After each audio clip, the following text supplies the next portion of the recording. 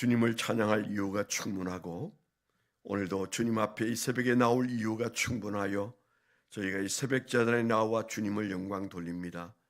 우리 드리는 예배를 받으시고 하나님 우리와 함께 오늘도 하나님의 뜻을 이룰 수 있도록 우리에게 새 힘을 허락하시고 우리의 삶의 모든 질고와 염려를 짊어지신 우리 주 예수 그리스도의 은혜로 세상을 치료하는 종들로 살 수 있도록 새 힘을 허락해 주시옵소서. 예수님 이름으로 감사하며 기도드렸습니다. 아멘. 오늘 하나님께서 우리에게 주신 말씀 마태복음 4장 18절로 22절입니다. 마태복음 4장 18절로 22절.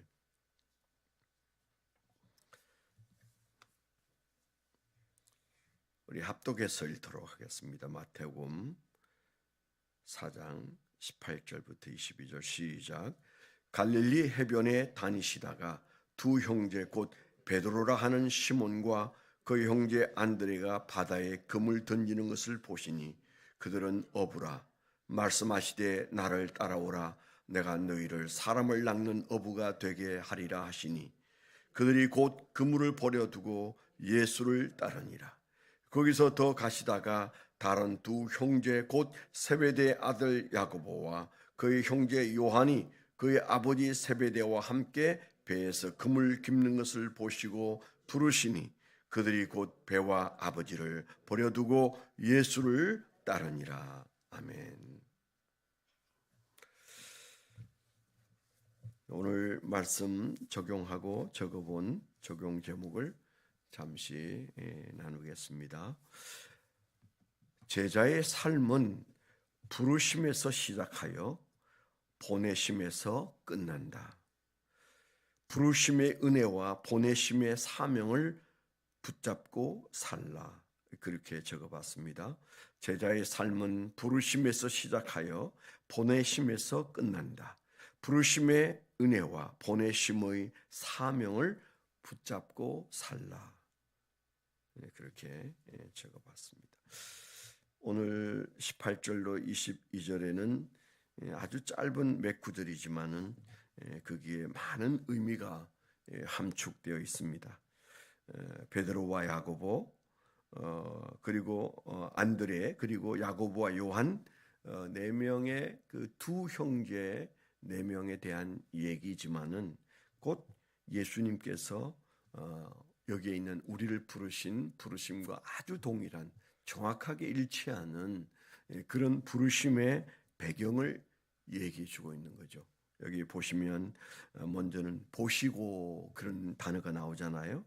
18절에 보시니 여기는 뭐 간단하게 나와 있습니다만은 다른 복음서에 보면 예수님께서 그들이 고기를 잡다가 한 마리도 잡지 못하고 그리고 신새벽에 이제 그 호숫가에 배를 대고 그물을 정리하는 모습을 주님께서 지켜보시고 그 다음에 이제 가까이 다가오셔서 그 배를 빌리시고 그리고 고기를 다시 그물을 던져서 잡는 사건이 있고 그런 다음에 주님께서 나는 죄인이니까 나를 떠나 달라고 하는 베드로에게 나를 따르라 그렇게 말씀하셨잖아요. 근데 그런 것을 보면 여기 보시고는 그냥 어쩌다가 슬쩍 눈에 띈 베드로가 아니고 주님께서는 그 전날 밤부터 어떻게 보면 그 한 사람의 마음을 감독시켜서 사람을 낚는 어부가 되게 하기 위하여 주님께서는 큰 일을 시작하셨던 것이죠. 하나님은 언제나 우리를 위해서 큰 일을 해오셨는데 큰 일 중에 큰 일은 그 아들 예수 그리스도를 십자가에 매달기까지 우리를 위해서 하신 일이 엄청난데 주님은 이미 우리를 보신 지 오래고 그리고 자세히 보셨는데 우리가 그 보심에 대해서 소홀하죠. 은혜가 없이는 깨달아지지 않는 영역이기 때문에 그렇습니다. 단순히 베드로와 안드레가 고기를 잡았던 그날 밤부터 그 다음날 그물을 다시 던질 때까지 있었던 일들에 대해서 우리는 별로 깊이 생각하지 않습니다. 그런데 예수님께서 그 전날 물고기들을 훈련하고 그리고 이제 다시 물고기들이 그 그물에 들어가게 하기까지, 그래서 그 마음을 움직이기까지 아무 일도 일어나지 않은 것이 아니라 엄청난 일이 수면 아래에서 일어났던 것을 우리가 기억합니다. 정말 예수님은 그렇게 우리를 보고 계시구나, 그렇게 우리를 보셨구나, 우리가 이 사실을 미루어 짐작하고 감격해야 되는 거죠. 그렇게 예수님께서 보신 다음에 드디어 부르셨. 우리가 이것을 소명이라고 말하지 않습니까? 그래서 우리가 기독교의 그 신학적 장르에서는 이 소명이라는, 콜링이라는 단어가 굉장히 중요한 의미가 있습니다. 부르심이 없이는 예수를 만날 길이 없어요. 누구든지 다 예수를 믿을 수 있다고 말하지만은 인간이 찾아가서 만날 수 있는 분이 아니세요. 이 중요한 얘기, 부르심이 없이는 하나님을 아버지라 부를 수 없고 예수를 나의 주라 부를 수 없는 겁니다. 이 세상에 얼마나 많은 사람이 오고 갔습니까? 그러나 사실은 주님을 만난 사람은 극소수인데, 그 주님을 만나는 만남은 내가 문을 두들겨서 찾아가서 만나지는 것이 아니고 그분이 부르셔야 만나지는 것이죠. 우리가 참 아무리 생각해도 이해가 안 되는 부르심, 그 소명은 이해가 안 되는 거죠. 우리가 잘나서 믿은 적이 없고 주님께서 보시고 그리고 어느 날 찾아오셔서 불러주심 때문에 우리가 하나님의 자녀가 됐는데, 이게 은혜입니다. 그래서 부르심은 은혜예요. 근데 우리가 그 다음 생각해야 되는 게 있죠. 그게 사명입니다. 보내심이죠. 보내심. 우리가 부르심만 아는 것은 충분하지 않습니다. 하나님이 나를 아셨다는 데서부터 시작해서 찾아오셨던 예수님, 그리고 부르신 예수님, 그 모두가 은혜잖아요. 그 넘치는 은혜를 우리가 잘 모르면 신앙생활이 내 멋대로 하는 거죠. 그래서 보시고 아시고 그리고 찾아오셨고 드디어 부르셨다. 이게 다 은혜잖아요. 그 은혜를 붙들고 살아야 겸손히 예수를 믿을 수 있는 겁니다. 그리고 우리 눈에 눈물이 마르지 않는 신앙생활을 할 수 있는 거죠. 그런데 거기에서 끝나면 울고 끝나는 거예요. 감사하고 끝나는 거예요. 그냥 그 부르심에 취해서 살면 안 되는 거죠. 부르심에는 목적이 있다. 말씀하시지 않지만은 우리가 그걸 붙들고 살아야 합니다. 그 꼭 손에 쥐어줘야 아는 건 아니잖아요. 예수님께서도 부활하신 다음에 제일 먼저 하신 말씀이 아버지께서 나를 보내신 것처럼 나도 너희를 보내노라. 드디어 주님께서 그 말씀을 하신 것을 우리가 기억합니다. 그래서 이 보내심, 사명이죠.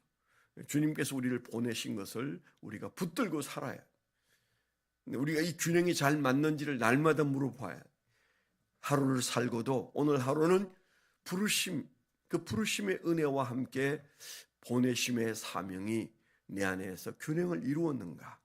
나는 그 보내심을 붙들고 오늘도 주를 위해서 살았는가? 내가 하나님을 기쁘시게 하면서 오늘도 살았는가?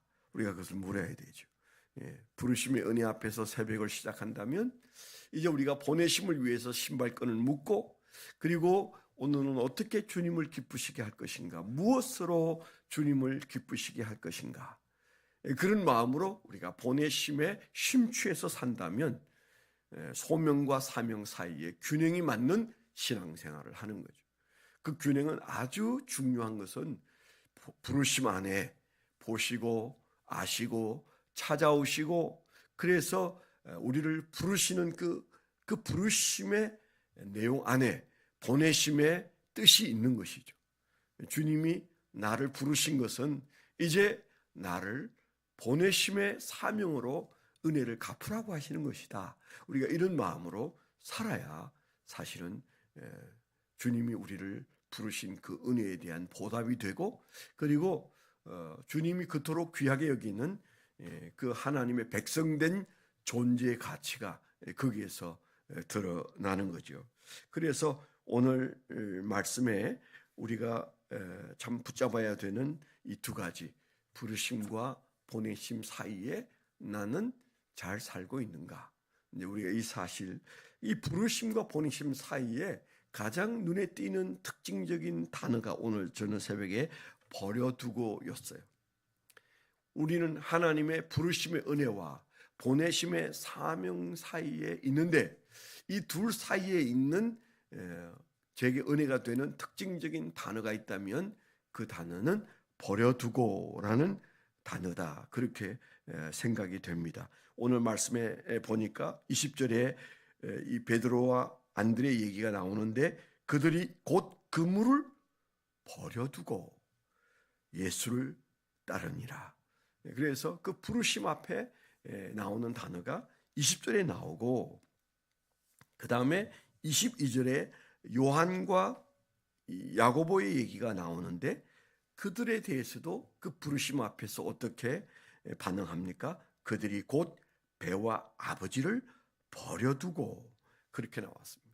이 짧은 몇 구절 안에서 버려두고가 두 번 나온 것은 눈여겨보라, 가슴에 품으라, 너는 예수 그리스도를 따르고 그리고 예수 그리스도의 보내심을 붙들고 사는 데 있어 이 단어가 적절하냐, 이 단어가 너에게서는 간증거리가 있느냐, 그렇게 묻는 것처럼 여겨집니다. 버려두고, 그렇죠.